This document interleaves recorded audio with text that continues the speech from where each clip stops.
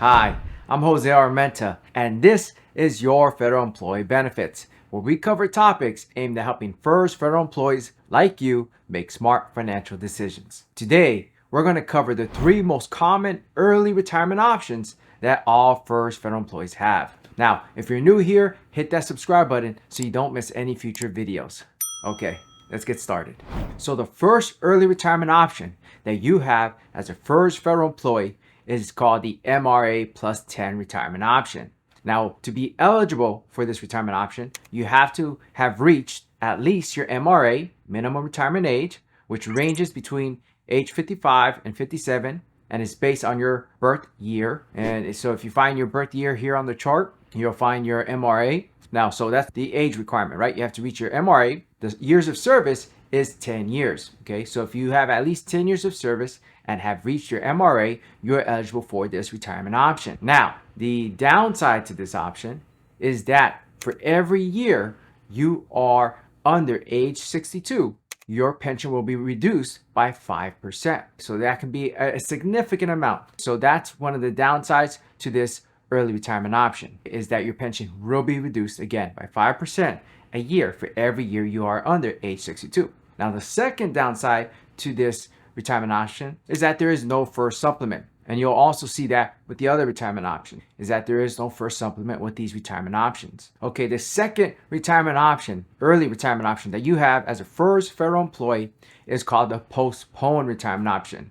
Now, it's related to the MRA plus 10 because like the MRA plus 10, you have to have reached your minimum retirement age and you have to have at least 10 years of service. So it's the same age requirement, same years of service requirement. The difference here between the two is that with the postpone, you postpone receiving your pension. And the reason why you do this is so that you don't receive that reduction. Remember that 5% reduction for every year you're under 62. So let's say you have at least 10 years of service and have reached your MRA, but don't want your pension to be reduced. Well, you can separate from federal service, right? Leave your government job and then apply for your pension once you have reached one of the age and service requirements for an immediate retirement, which are your MRA and at least 30 years of service, have 20 years of service and are age 60, or have at least 5 years of service and are at least age 62. So those are the three age and service combinations for an immediate retirement option. So for example, let's say you want to choose this retirement option. You would leave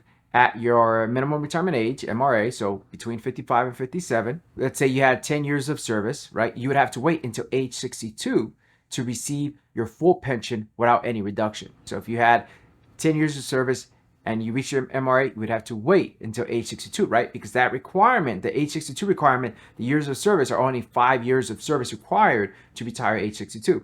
Now, if you had, let's say, 20 years of service and have reached your MRA, well, then you would only have to postpone receiving your pension until age 60. Because again, the requirement at that point, at that age, is 20 years of service at age 60. So you would only have to wait until age 60.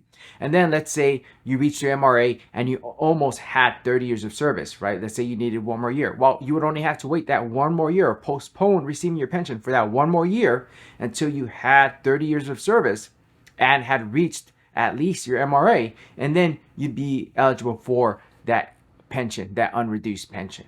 Okay, now the last early retirement option that you have as a first federal employee is the deferred retirement option. Now, it's similar to the postpone in that you're separating from federal service before you're eligible for an immediate retirement, and you're postponing, or in this case, called deferring receiving your pension.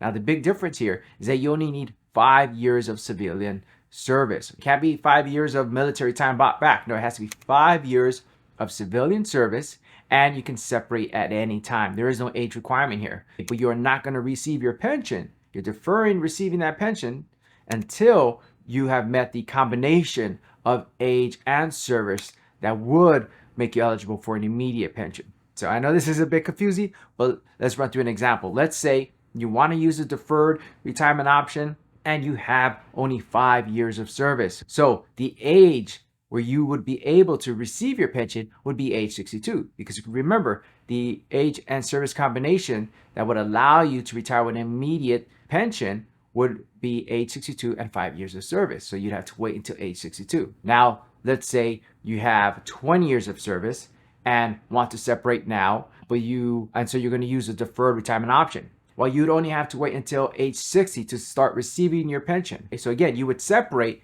when you decided to separate with 20 years of service, regardless of what your age was for the deferred option, but you're going to defer receiving that pension.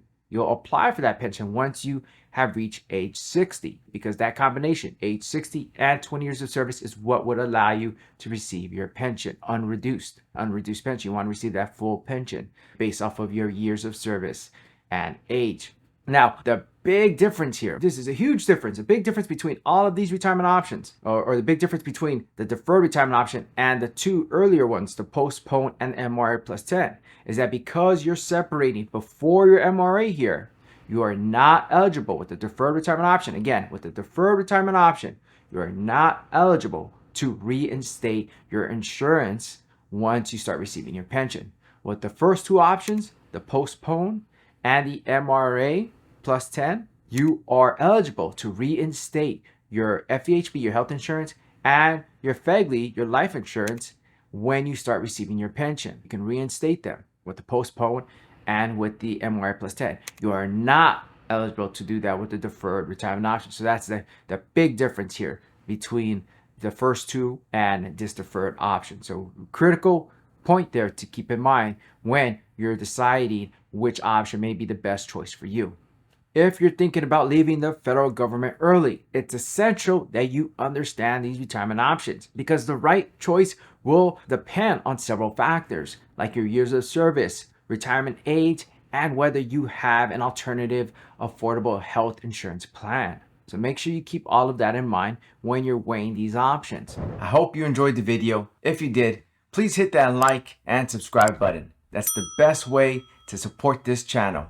And if you're interested in learning more about how my financial planning firm can help you with your financial planning and retirement needs, go ahead and use the link below to schedule a free consultation today.